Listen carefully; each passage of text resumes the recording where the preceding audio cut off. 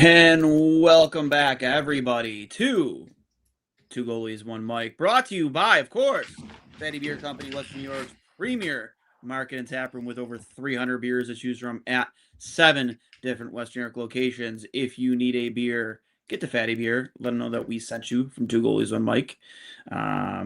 They're just finishing up their concert series for the summer, and I've been down there for a few of the festivities they've had down there on Main Street in Lancaster. And I can tell you, when the vibes are high, the vibes are high. The beers were cold, and just had a great time. And then obviously they have all their locations from Lancaster, Orchard Park, Hamburg, North Tonawanda, Amherst, Rochester, Kenmore. The list goes on and on. Great times we had. Other downtown location, which we just had our season on an FHL party at recently.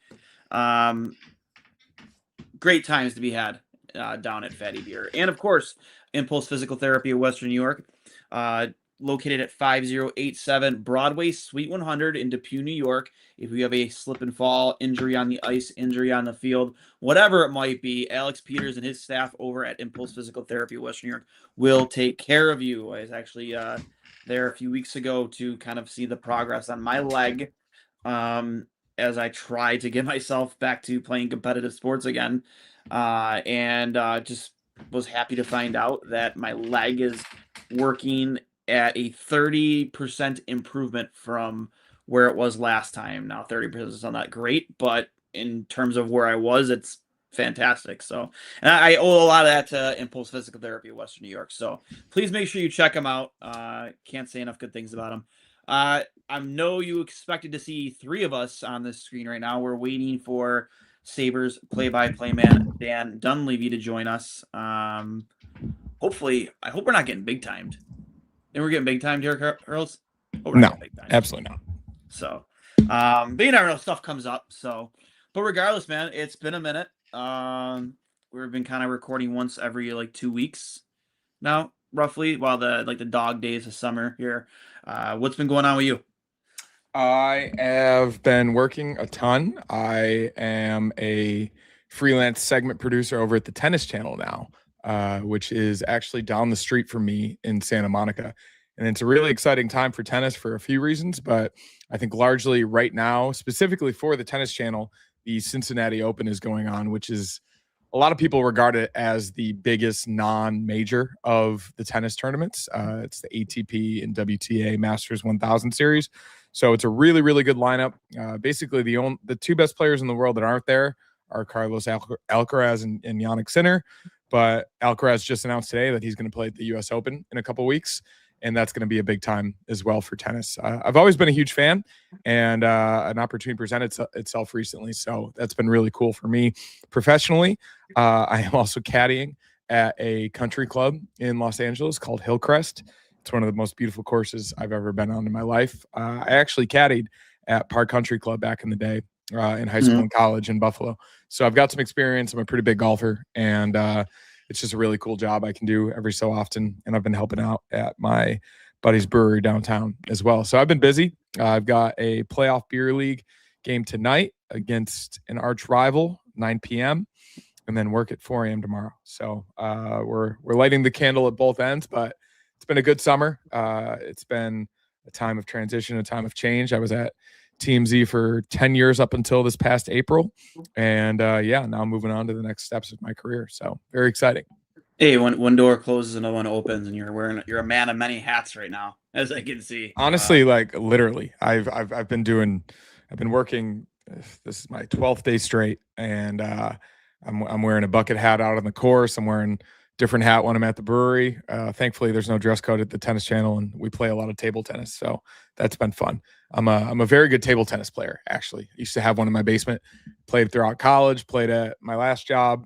There's this bar I go to a lot that has a table, and it's apropos that the Tennis Channel has a table tennis facility, mind you. So, it's been a lot of fun, and really, really enjoying it.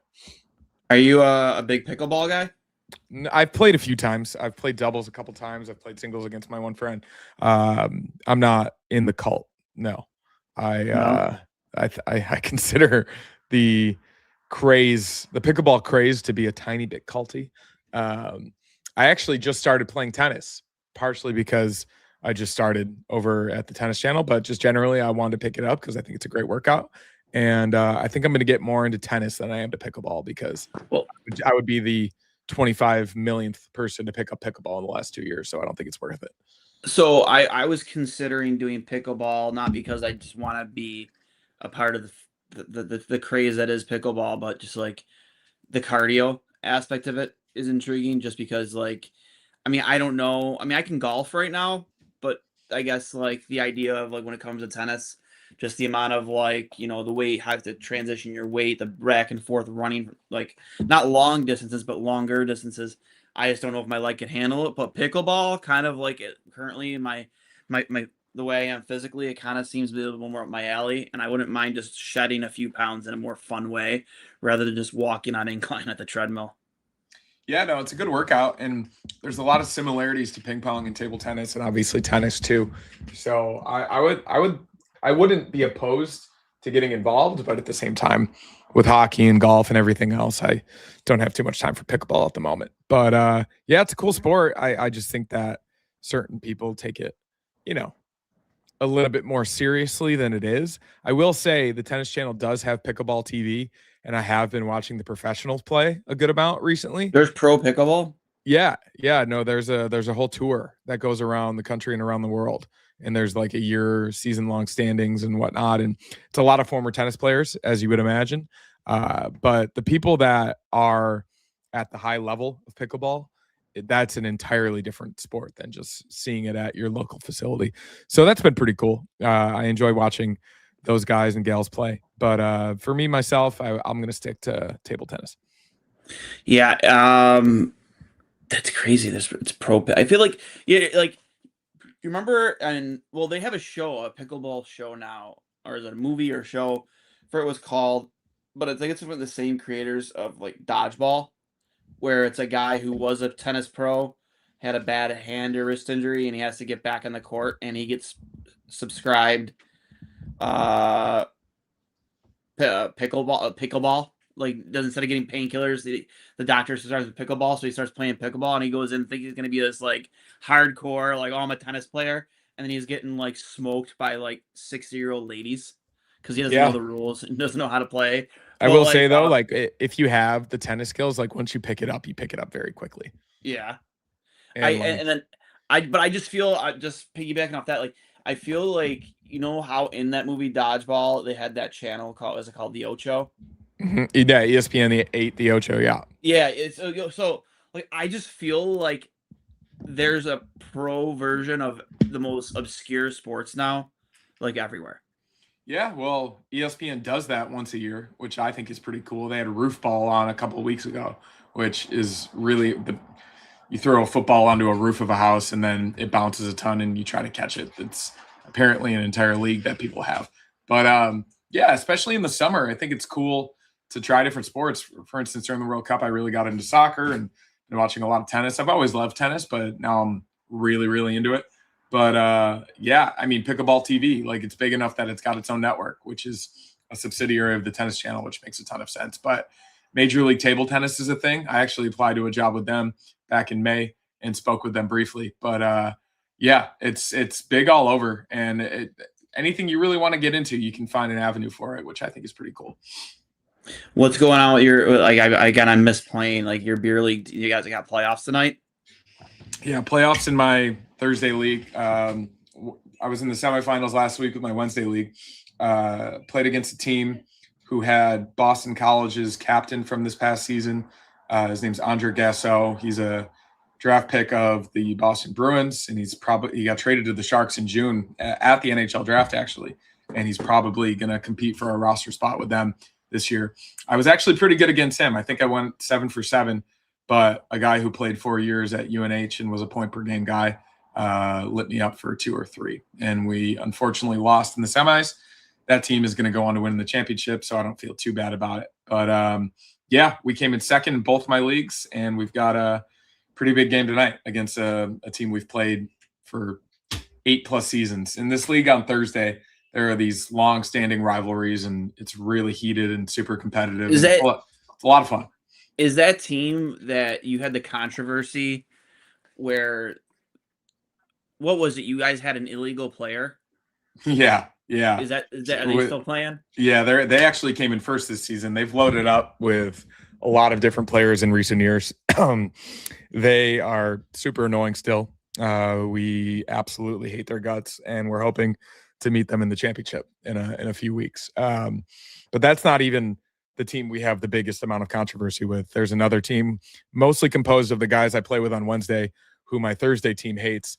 They've gotten in. There's been every single time we play them, there's a huge fight. Last summer, in the handshake line, I got into the middle inadvertently into a massive brawl, and I had my helmet up, and I got pushed, and my helmet fell off, and I almost cracked my head on the ice. For whatever reason, this men's league, this adult league, this beer league is extremely, extremely competitive. There's suspensions all the time. The hockey's really good, so that's really fun, especially for me, as I burn the end of the candle here on my hockey, at least very competitive hockey career. But yeah, it's kept me going. I've done PT myself recently because my hips aren't necessarily in the best shape, and that's really helped me. But yeah, it's been a lot of fun, and it's enough for me to, for instance, tonight I have a 9 p.m. game, and then I have a 4 a.m. call time tomorrow morning. So I'm only gonna get a couple hours of sleep, if that. But it's completely worth it to keep the competitive edge flowing. That's sick.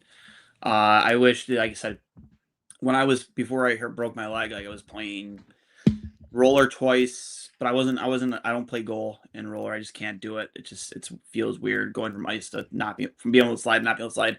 But then my normal team, who is now getting ready, I hope I can play again this fall, but we'll see. I miss it like crazy, man. I really, really do. It's going from not being like, you know what I miss the most, Hurls, is just being in the locker room. Yeah, that's what I miss the most.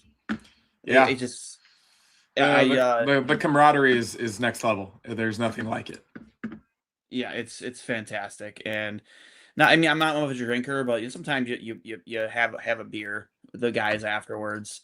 Sometimes it leaks till late in the night, and just one thing I miss is my one. I used to coach him, but Yeller, Nick Yelich, the guy would like smoke like 2 packs of American Spirits a day, and then he'd come in just hacking up a storm.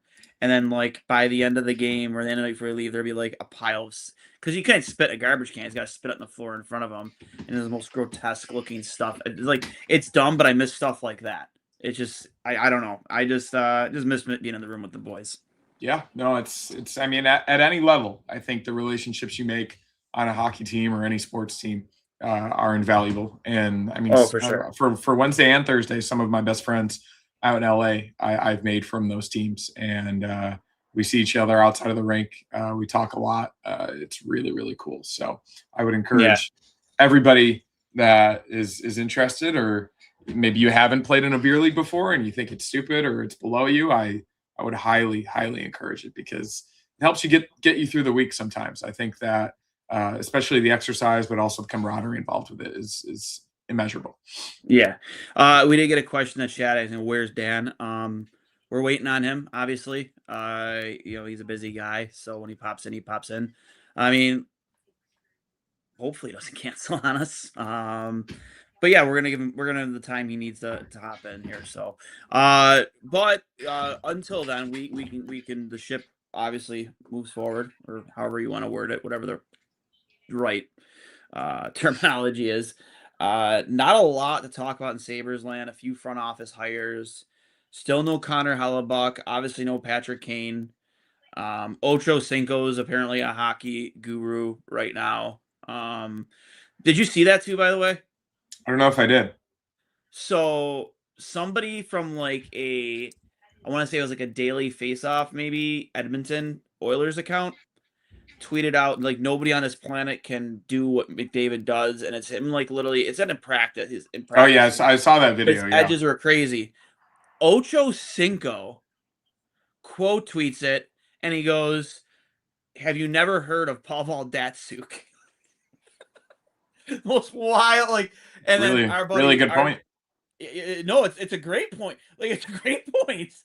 Let's be real. Datsyuk is, you could argue, is a top 3 Russian hockey player of all time. He really is, and just just out of nowhere, Chad Ochocinco, Chad Johnson, who honestly isn't like he's not a stranger to hockey Twitter because Of Chad Johnson. of Chad Johnson. Yes, Sabres goaltender. Like every time something would happen with Chad Johnson, he would chime in.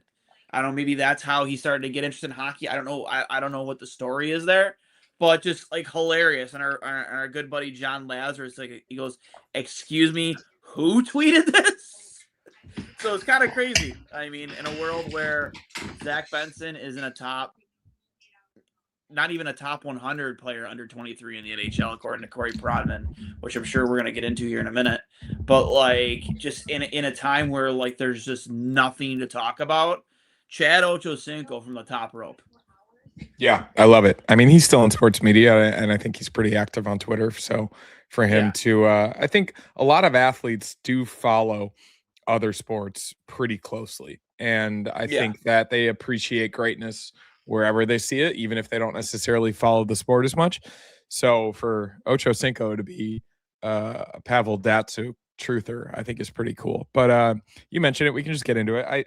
I think the prospect ranking thing is a nuanced conversation because like a lot of people may think that Corey Pronman is trying to piss a bunch of people off by releasing that ranking list. But I think the true crux is that he just actually believes it.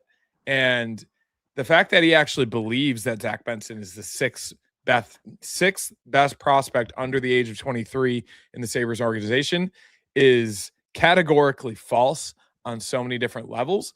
But I think it really just comes down to his rubric for talent evaluation and how he views the game. Like it is inherently a subjective thing, right? Like, so for people that are getting that upset about it, I encourage you to bring the level down because this is just what this guy does.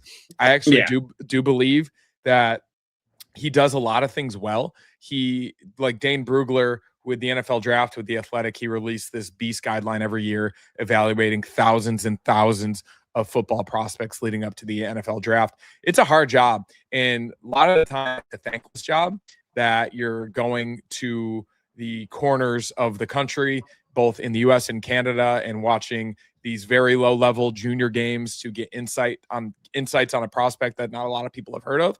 So I give him credit for committing his life and his work to evaluating hockey prospects. It's not necessarily an easy thing to do, but when a guy, for instance, Zachary Ruben Benson, has produced in the NHL since his draft year, made the team out of the draft, fell to 13, even though he was one, maybe not in Corey Pronman's rankings, one of the highest rated offensive playmakers in that draft, and very cohesively amongst a lot of different talent evaluators, fell to the 13th pick strictly because of his size. I think ranking him at that spot, both within the Sabres system and 120th or whatever he is overall in the NHL, is flat out disrespectful. It's disrespectful. Oh, dude. And I just think that he needs to look at his, maybe that could be a wake-up call. The amount he probably, I don't know if he is perennially online as all of us are.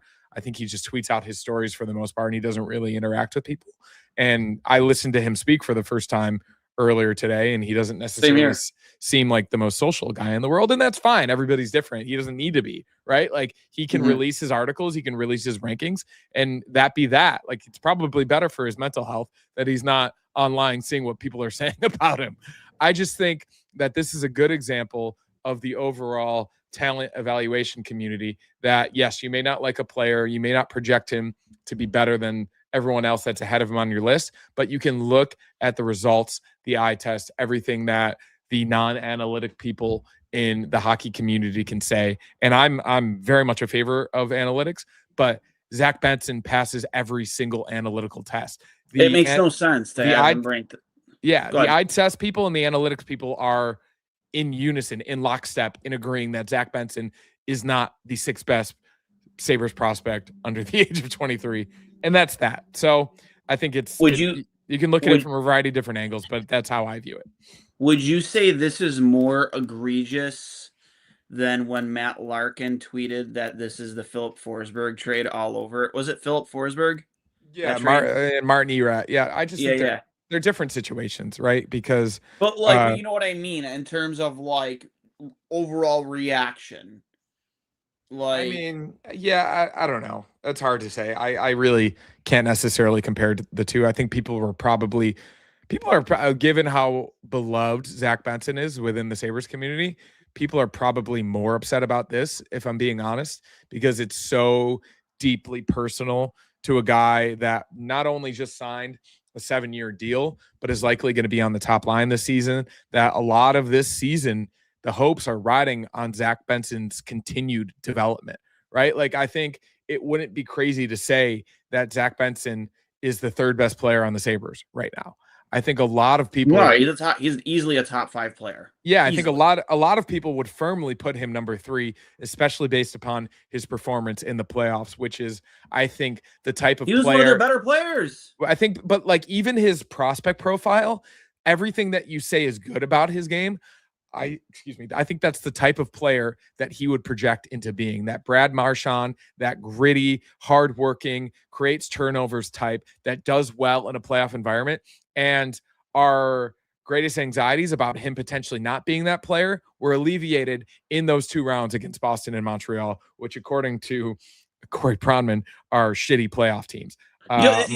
Which Montreal went on to get a game from Carolina in the Eastern Conference Finals, who went on to win the Stanley Cup. Objectively, Boston may have been. I don't think Boston was necessarily a super worthy playoff caliber team, but they did make the playoffs in a relatively tough Eastern Conference, which was way better than the Western Conference. So for him to say that, I thought was funny. I sent out one of my favorite memes.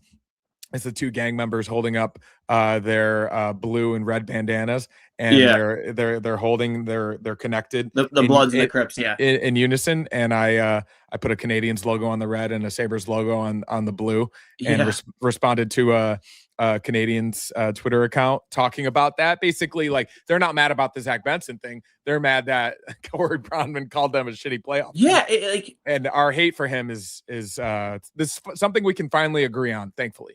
And it's not even like, hey, it's just like, yo, like, he's sitting there and he's going, these 2 teams are shitty. They're not worthy of, like, almost like they weren't worthy to be there. I'm like, I'm sorry, man. Like, like, maybe not so much the Bruins, but Montreal was one of the most exciting teams to watch in the East this year.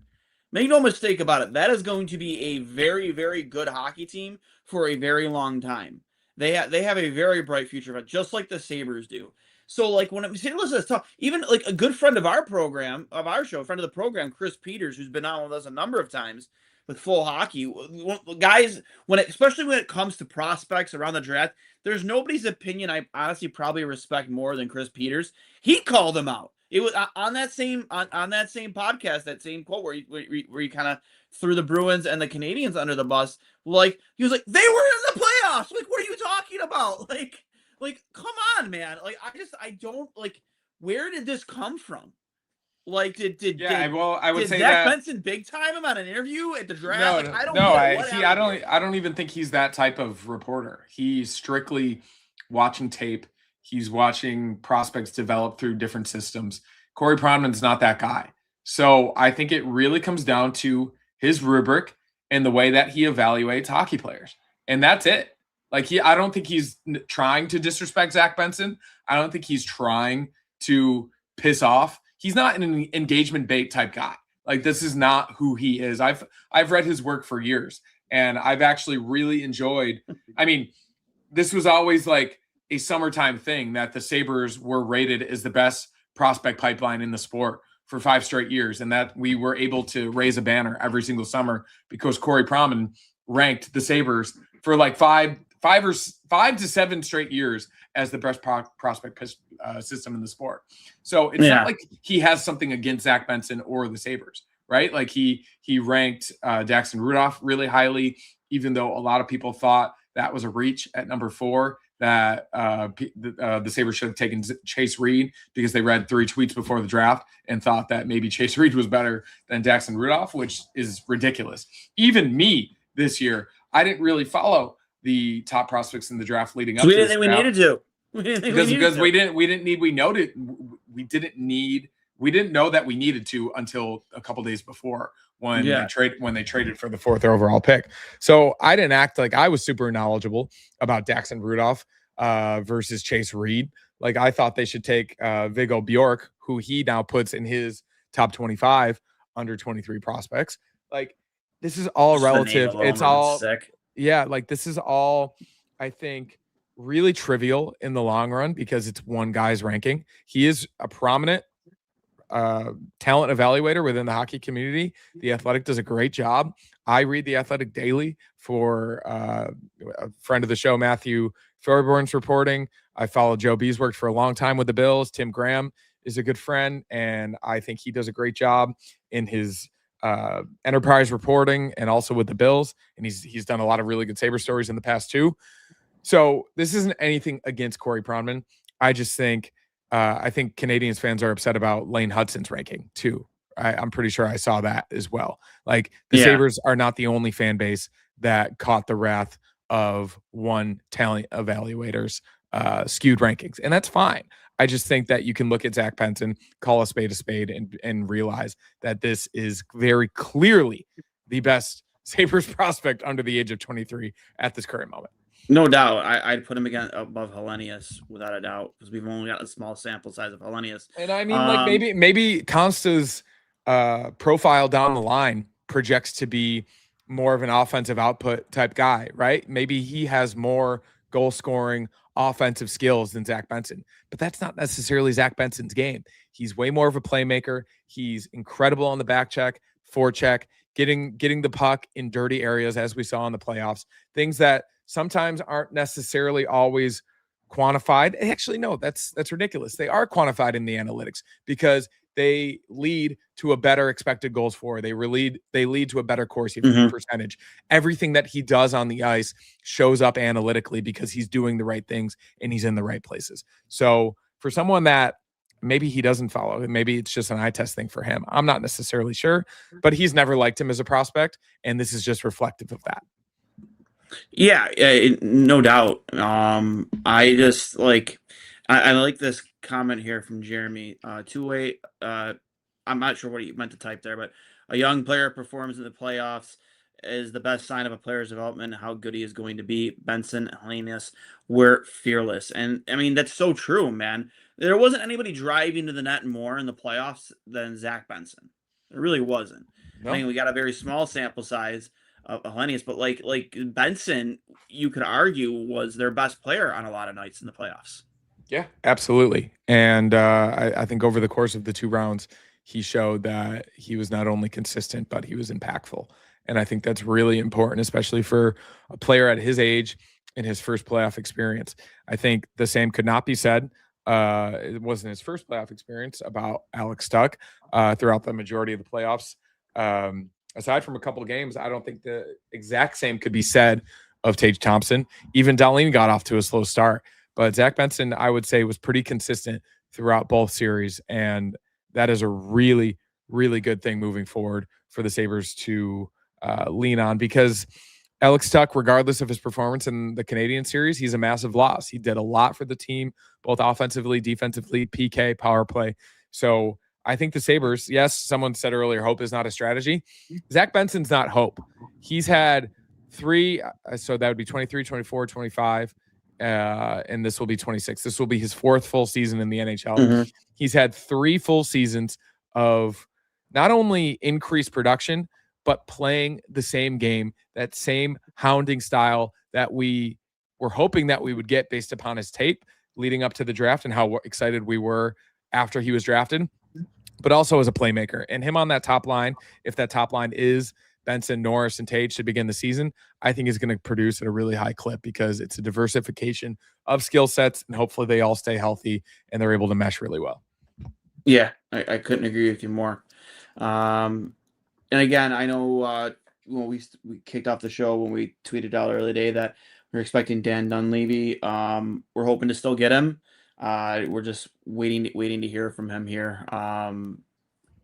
Again, sometimes things like this happen. If he can't join us tonight, I'm sure he will on another night. So I apologize for those of you who were expecting to see Dan by now. but we're gonna kind of hold tight here. Hopefully, you can still hop on with us. Moving on, did you see that the not the Sabres, the NHL are gonna go to what was it called, like a hometown remix type jersey, Yeah. No, much yeah. like the MLB does, I Yeah, think. no, I would say they've officially announced it, but Yeah. there have been leaks and rumors of each team's jersey for a few months now, at least that I've seen. Somebody, I don't know who it was. I'll see if I can pull it up here. They posted a mock-up of what remember we did the reverse retro of the butter knife, but it's in all red and black, and it looked filthy with the Yeah, red. It looked the sick. the white one, Yes. I like. The only thing is I can't do the white pants again. If No in white any, pants. What color pants would you go with? I would go black. Just go black, and that jersey is incredible. Because if you remember the Sabres white jerseys from when they had the goat heads, did they have white pants? No, they didn't have white pants No, they did not. because that's stupid. Aesthetically, if you put the white jersey with the black pants and then the red trim, even white helmets is fine. And if you really want to be douchey and have white gloves, go ahead. I don't really care. I would prefer black gloves. But I think that jersey, if you are able to pull it up with black pants instead of white pants, would be incredible. I'm gonna see if I can find it here real quick. The white pants are, but what is rumored to be the Sabres hometown remix is very similar to what the Sabres did a few years ago with white pants incorrectly. I think they eventually wore blue pants because they realized the white pants just didn't look good on a white ice surface. It just clashes. It doesn't look good. Yeah, I didn't like it. The white go ahead, it was just too much white. I do Exactly, and that's Way exactly too much like white. what the white butter knife would be if they went with the white pants, which I, I don't think Uh, they're gonna ever have this jersey, but they're not gonna. But it's gonna be a royal blue version of the white goat head, which I think, especially if it's all royal blue, it's pretty similar to the Sabres current, the classic home Buffalo and Two Swords logo that we all know and love. I think it's gonna be a great jersey. People love the goat head logo. Putting it in the royal blue is a very easy connection to make. If we're comparing it in the grand scheme to other Buffalo jersey releases recently, this is going to be accepted way better. I think I that agree. this jersey will sell out. I think this will be very popular. It'll go down as probably a top 5 to 10 jersey in Sabres history. I think it'll be accepted way better than the white goat head that they released, just partially because of the association with all of the white that it was, and those teams weren't very good either. And especially if this team continues to be really good and develop, and they wear this jersey a good amount, I think this jersey is going to go over really well. So if that is what it is, which I think it is, I think they did a really good job with it. Okay, I don't know. Am I sharing anything right now? I currently can't see it on the screen now. Okay, hold on. I'm trying to. I'm so not used to the way this Mac is set up still. This is different. The other option I heard was like a dark gray jersey with a blue collar, actually, to pay tribute to the city's hardworking culture. But thankfully, somebody posted a picture of Steve Ott. Yeah, actually, it's funny. Somebody posted that the picture, like the Nickel City version of what the Sabres would look like with the same color scheme, and they used AI or something like that to show the Steve Ott reveal picture. And somebody who wasn't familiar, he's like, "Who is this? Who is this dork wearing this jersey?" I said, "Like, sir, that is Steve Ott." And I tagged Steve Ott, and 5 minutes later, I got a follow from Steve Ott. It was pretty funny. Oh yeah, he's a coach for the Blues now, if I'm not mistaken. Yeah, he's on the bench. Yeah, but it's an all-timer Sabres meme, of course. If you truly have been in the streets as long as we have. But yeah, I'm excited. I think it's going to look great. Any combination, I think we've learned over the years now with all of the less successful Sabres jerseys over the years, especially since, I mean, even the release of the Slug at first, I don't think was super well accepted, but eventually I think it's become sort of a cult classic given how good those teams were.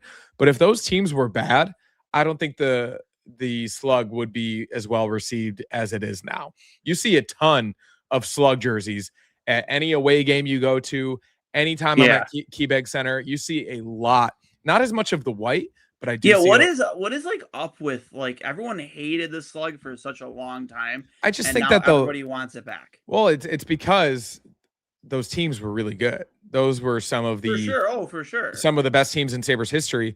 And when you have winning associated with a jersey, we're all superstitious, right? Like let's say the Bills never lose in the Nickel Cities, they eventually will become a cult classic, right? Like if there is good feeling associated, here's one. That looks like a Devils jersey. Can't have that.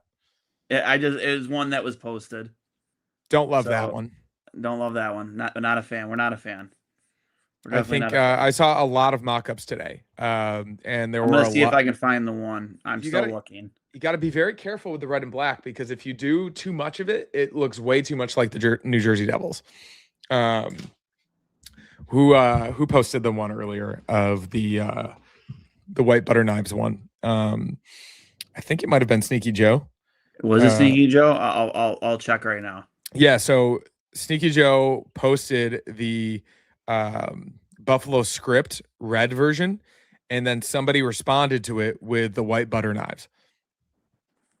His name is Benny. Shout out at BENE026.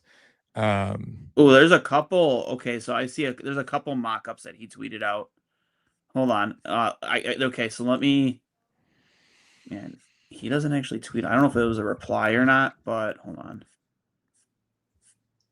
I will say the only one of the mock-ups of the butter knives that he tweeted out that makes any sense at all is the original, and not the butter knives. The Buffalo script is the original because the black one looks like a Devils jersey. I will never accept a navy blue Sabres jersey ever again in my life, and then the yellow one looks like a Predators jersey. So you just got to be careful with these combinations because a lot of teams and their associated aesthetic is associated with them, especially a yellow helmet. You can't have a yellow helmet. That's Nashville.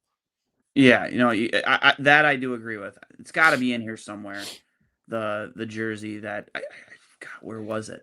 So he quote tweeted the mock-up of the Buffalo script one with a different tweet, which was the red version of Thomas Vanek with Jason Pominville. Yeah, I got that one. I'm pulling that. And then the reply to that tweet was Benny with the white butter knife. Okay, Tage. Yeah, okay, there it is. That's the one I want to pull up. I do agree with you. That's like way too much white. But like, maybe I don't know, with gray pants. Would that make any sense? No gray ever again. No gray. Well, not the gray. Like I get nope. It, but nope. So it's got to be black. It's black. It's black. It's black or red. And I think red would be too much too. I think you just go black. It'd be a lot. You go black and you make it look like the white go ahead. How that exact uniform combination that fans know and love from the playoff runs of 05 and 06 and even 1999, you make it look like that and people would love it. They wore white helmets with those. Am I wrong? I believe so. This is the one. Remember this like third jersey that they had that everybody loved. Yeah, well, included. Immediately that's the Hurricanes or the Devils for me. Yeah, I think you have to make some changes there in terms of, I don't know, maybe make it all white and make the Buffalo a different color. I don't know, but you could fool around with that, I think. But I want to find the one that I think universally there was this one. You said this one looked like too much like the Predators, which, I mean, yeah, I guess to an extent. I don't know. The yellow helmet. Yeah, that is the Nashville Predators. Different color helmet. I do agree that you have to that is the Nashville Predators. I can't do a different color helmet. I will 100% agree with you on that. Maybe blue helmet, I think would be better. But I can't have the yellow helmet. But this is, I think, the one that everybody universally liked. It was this one right here, and I have to agree, man. That would look sick. It's sick, but I can't do the all white. You got to have black pants. I think white gloves is, again, very douchey, but like if you want to have the white gloves, sure. But if you make this look anywhere close to what they had in the late 90s and early 2000s, I think that's one of the top selling jerseys in Sabres history. Yeah, I loved the red butter knife jersey. Yeah, I mean it's one of the best. And if you could bring back that nostalgia with a little bit of a twist to it, like they try to do with the reverse retro. Like I'm all in favor for it for sure. But I've always been a huge advocate too of like white go heads at home again, because I'm a huge fan of the white go head. Even though like Yeah. I have trouble usually keeping jerseys like that, like on the cleaner side. But if you something like this for sure. I mean, what changes would you make to that other than the pants? I would do black gloves. Black gloves? But I would keep the white helmet, and then that's it. Like black gloves with red or white trim. Yeah, too much white. Definitely not. Definitely no pants. Yeah, I agree with that. and that's it. Honestly, I think it's a perfect jersey. Other than that, like it's a tribute to the butter knives. It's a tribute to the goat heads. Everything about it is great. Other than the pants. I gush a little bit at the idea of a goalie, like a special goalie setup for something like this too. Yeah, I mean, Like, you could put the logo connecting. Like you could do. yeah, you could do a lot of fun stuff with this. You could do the nowadays. You could do the stripes on the sides, the gray, the red, and the black. I think that could be cool. Even gray gloves, that little bit of gray accent, I think could be a way to do something a little bit different. But yeah, I think black pants is the only option there. Yeah, it's definitely, And maybe a little bit more red trim on the actual logo to make that pop a little bit more. Currently, it just looks a little bit generic. I think it's a little bit too much black and white on the main crest, but a little bit more red trim within the swords and on the outside of the circle, I think would be really cool. But yeah, other than that, I think it's incredible. yeah. I mean, we saw a lot of good ideas coming out of like Sabres Twitter today, and a lot of it I like for sure. I will say, this is the only benefit of AI. Yes. When Yes, you can other do than it, that- when you can do a jersey mock-up really quickly and do something as cool as starting that type of conversation. Yeah. I did it with when they announced that the Bills would wear the red helmets with the white jerseys on Christmas. I was able to like mock up something really, really quickly, and it looks like pretty close to I think what they're gonna wear on Christmas against the Broncos. That's really cool, and it's I think a semi-useful tool. But other than that, fuck AI. Yeah, I agree. Like AI, I mean, it is, dude. Like, did you see that video today? Not as AI, but they're like doing robot Olympics, and they had like a rope. I'm not sure if that was AI or not. If that was Oh, I real. mean, robots, yeah, have existed for a long time, but the one Yeah, but this thing was, that dude, that thing was running faster than I've ever ran in my whole life. the goal was to break the human speed record. Yeah, well, I mean, if the what was that movie? I, Robot, Will Smith. Like, how close are we to iRobot at this point? I was talking robots running that fast. I was talking about it at work the other day. I think we're closer than people think, and if we don't stop Sam Altman and OpenAI and all these companies now, then I don't know, could get dicey. Yeah, I agree. So, I mean, we're gonna give Dan another 15 minutes here before we kind of wrap things up. Again, I don't know what came up. He's been pretty good about responding to me. So I'm assuming something must have come up. Maybe I jinxed it. He said, I hope Dan's not big timing us at the top of the show. He's a busy guy. He's a busy guy, and stuff comes up. So obviously, he seems like a true professional. So I'm sure something came up. So we're gonna give him another 15 minutes here to hop out with us. I'll say me personally, I was at the NHL Global Series in November of 2019 in Stockholm, and I was at the Sabres open practice prior to those two games they played against the Lightning. And he was standing on the outside of the rink, kind of where near the fans were allowed to watch practice. And I went up to him and introduced myself, and we actually had a 15-minute conversation. I don't know if he would remember it or not, but one of the nicest guys I've ever had the pleasure of meeting within the Sabres organization. I think he does a great job on the calls. I think he's gotten better each season. His rapport with Rob Ray, I think, is really good, and he's met the moment. And that's not easy to say, given the shoes that he had to fill of Rick Jeanneret. So I think he's done an admirable job. I think the entire Sabres broadcast has been really, really good as of late, especially this past season, having something good to talk about for the first time in a long time, I thought was really, really exciting. So yeah, I couldn't be a bigger fan of Dan. And I think he's done a fantastic job of filling those shoes. The future of the position, and having a good play-by-play guy is really important as a fan. Even for me, not living in Buffalo, I get the out-of-town broadcast on ESPN Plus, and the ability to choose the Sabres broadcast and watch it as if I was in Buffalo on MSG is really important to me. And not having him in the playoffs was, as we all experienced, really, really unfortunate, given that we had to listen to Ray Ferraro and whoever else we had it was awful. disparaging the Sabres. But Yeah. I Who was the one that made the comment that like Darlene was intentionally cutting himself? I will say that was an aberration for someone who I usually think is really good. That was Sean McDonough. I think he does a good job as a play-by-play guy. I know Steve Bennett. He defended him. Yeah, tooth and nail on our show. I think he's a good play-by-play guy, and even Sean was just like, that's not what I meant by that. And sometimes you say 50,000 words during a broadcast, a couple might come across the wrong way.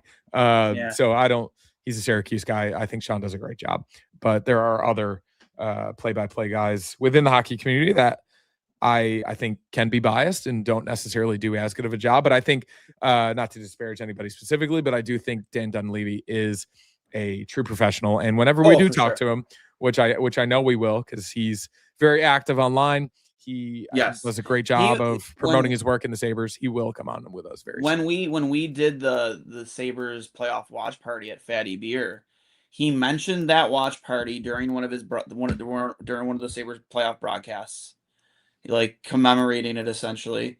Was something which I thought was pretty cool. We hosted it. Two Goalies One Mike was one of the hosts of that, which was pretty cool. And there was another thing too. I want to say he even interacted with like some of the stuff we were putting out, whether it was on Twitter or Instagram. So I almost thought about maybe inviting him out to Fatty Beer. It's like, hey, you know, I'm sure you know the establishment. I'm sure you know the guy who owns it. If you want to ever come out and have a beer and do the podcast from one of the locations, you know, you're more than welcome.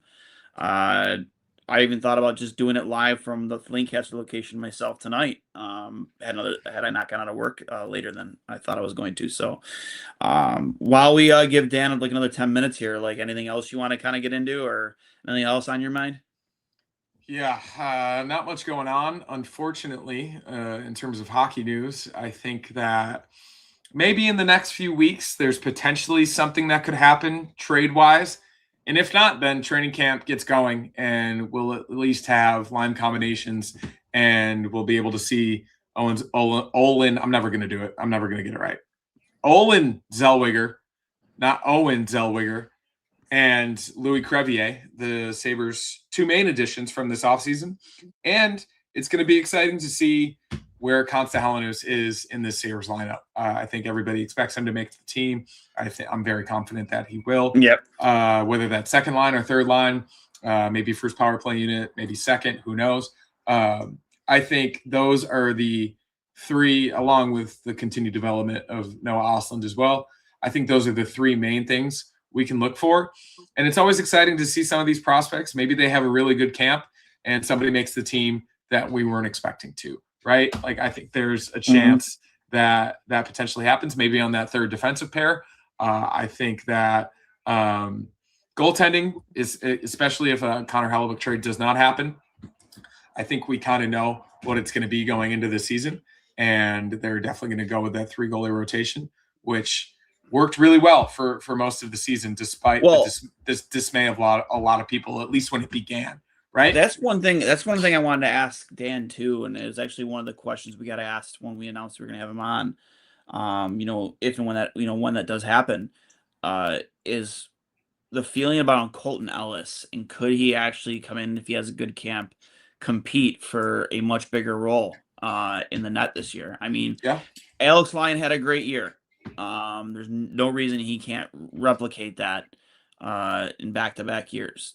UPL.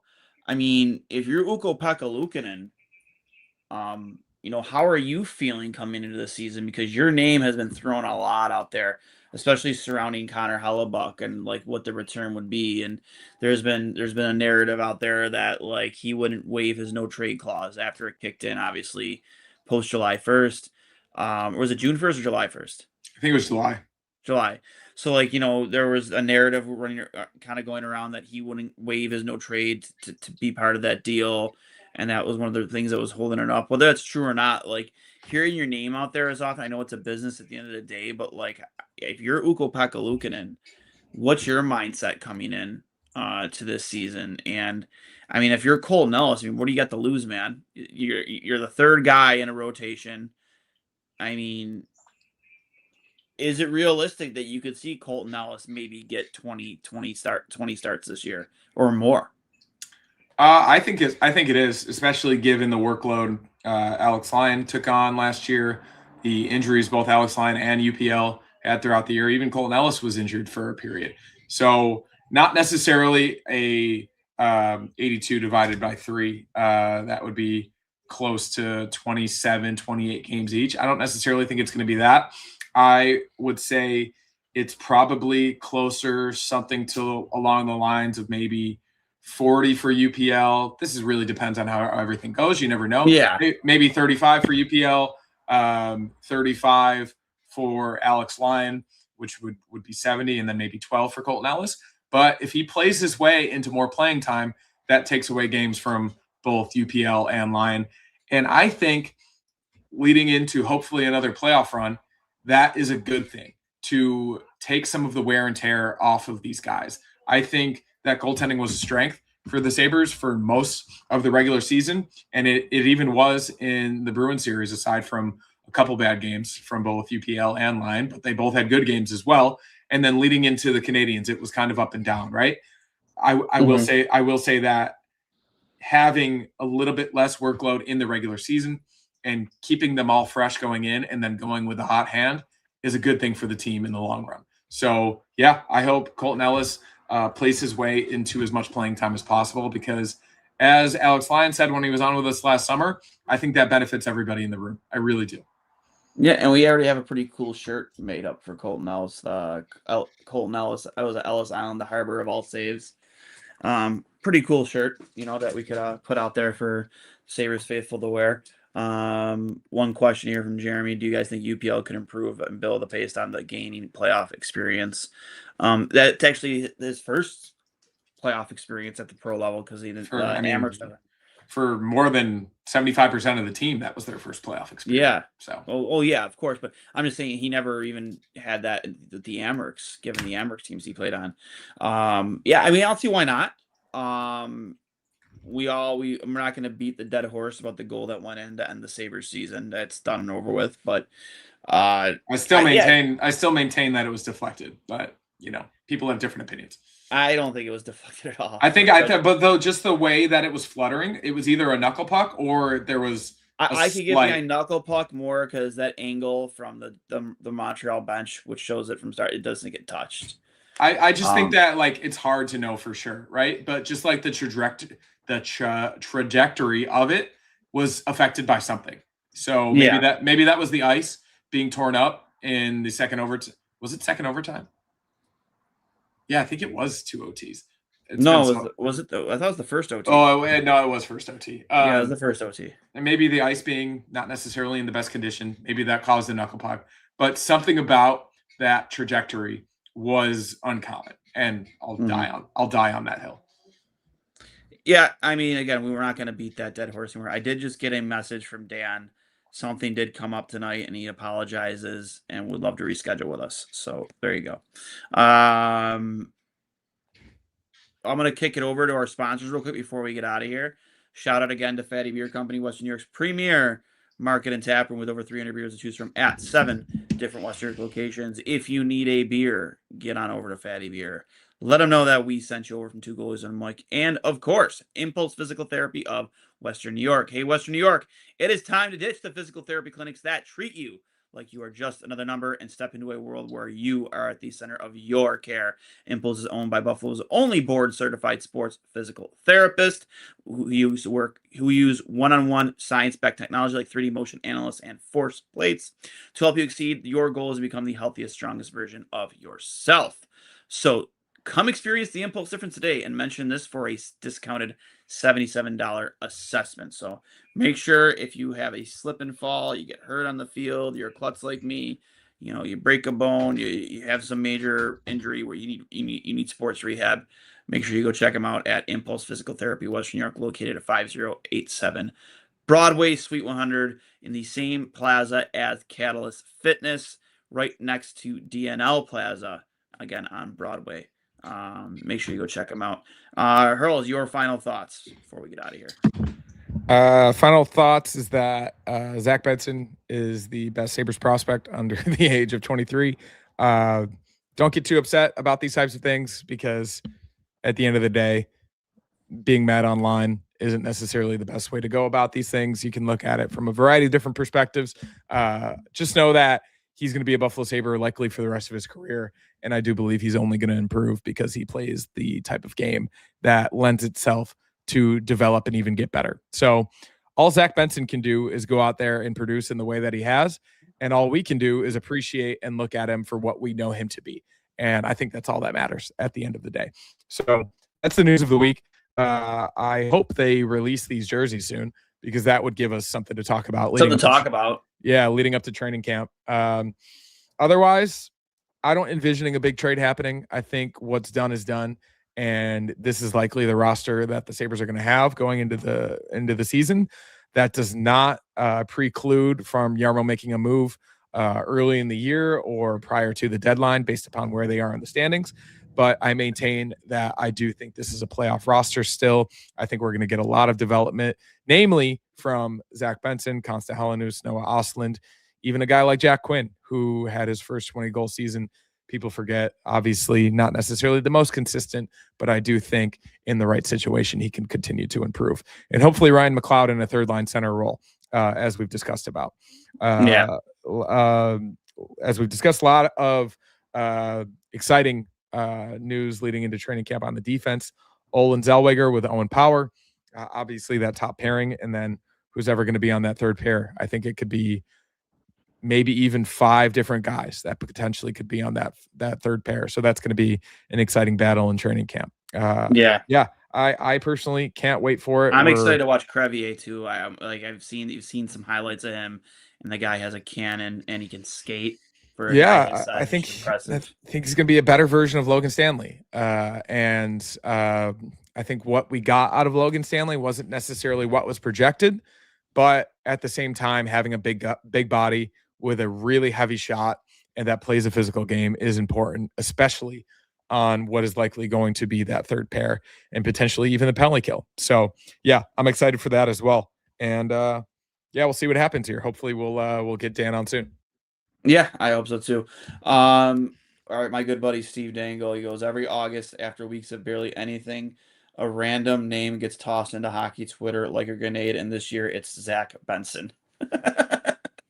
Couldn't agree more, man, because I think that whole clip that went viral yesterday and he doubled down on it today, that has kind of brought a lot of opposing hockey minds together. So it's been fun, and I'm sure that's not the end of that, that discussion and that narrative. If it's anything like the Matt Larkin thing, he'll probably double down, triple down, and quadruple down on it. So that being said, thank you again for hopping on with us. For those of you who joined us and we're expecting to see Dan, obviously I apologize.